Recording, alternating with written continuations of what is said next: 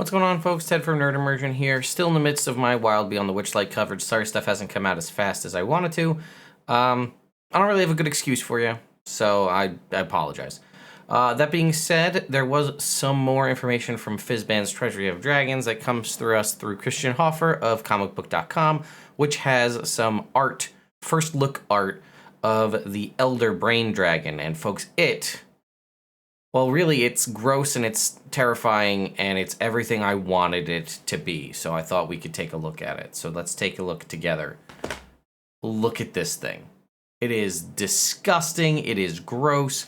And as a reminder, an Elder Brain Dragon is different than an Alytha Dragon. I'm not saying that there will be Alytha Dragon stats. An Alytha Dragon is something where a dragon wormling or a dragon of some instance undergoes ceremorphosis, where a mind flayer tadpole is put into the eye of a dragon creature.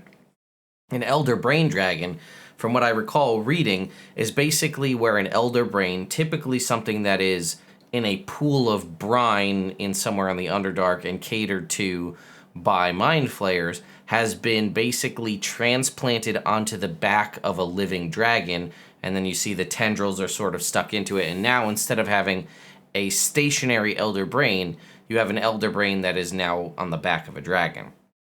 He also says here, it doesn't have a traditional breath weapon. Instead, it spews Mind Flayer tadpoles.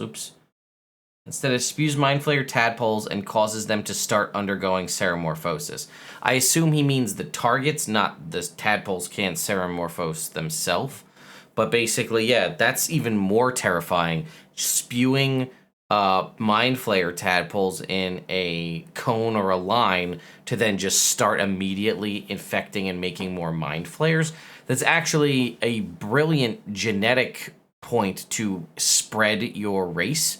It's, I guess, in like a similar vein to like a xenomorph laying a whole bunch of eggs to have a bunch of facehuggers spread around to make more drones. This would be kind of the same thing. And then we can also say this is an Eyedrake, a CR8 beholderkin that is created when a beholder becomes obsessed with a dragon. Mind you, this is not when a dragon or a beholder undergoes ceremorphosis, which is something different. This is, as we know, beholders, when they dream, whatever they're thinking of and dreaming of, becomes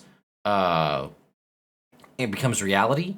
So this is when a beholder is obsessed with a dragon. This could either be it changes into it or it dreams an Eyedrake into existence.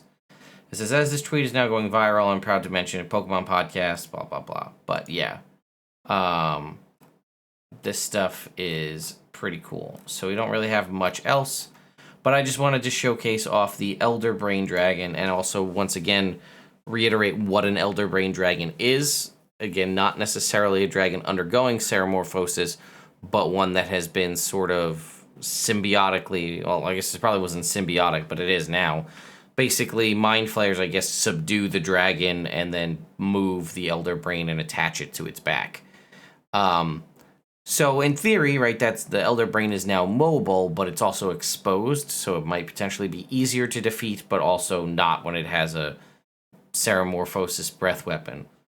Either way, very cool stuff. I also wanted to set the record straight, since apparently it didn't come off the right, maybe it was just the way I made the video. I am still excited that we are getting additional lore and things. I said it many a time that Draconomicon is my favorite 3.5 book, or one of my favorite 3.5 books. So I'm excited to get expanded lore and information, as long as we're getting things like ecology and all sorts of interesting breakdowns of the existing 10 dragons that we have in the monster manual. I'm okay with that as long as it's handled well. I would like to see more useful information and good stuff that a lot of us want to have, official lore for 5th edition on the different parts of the different kinds of dragons and things. However, when we had a nice figure that says 20 dragons, we were all hoping, myself and so many of you others which have sounded off in the comments, that it was 20 new dragon creatures. What a lot of people had said was we knew we were going to get gem dragons, and they thought that the 20 was going to be 4 different age categories. You know, wormling, young, adult, ancient, for those 5 gem dragons, and that was going to be our 20. So to that extent, that's good that that's not how we're getting our 20 dragons. And we are indeed getting some new ones, or at least new to 5e. Like I said, in future videos, I will go back and talk about the ones that existed, what they were in previous editions, just to get us prepped and hyped for Fizbans. But anyway, I just wanted to set the record straight. I am still jazzed about the book. It is my favorite book, and the one that, well, I can't say that, I haven't seen it, but is the one I'm most anticipated, most hyped for, and probably the one I have been since. For me, it's been, the original 3 core books from back in the day, Xanathar's Guide, Tasha's Cauldron, and now Fizbans. These are the ones I've been most excited about.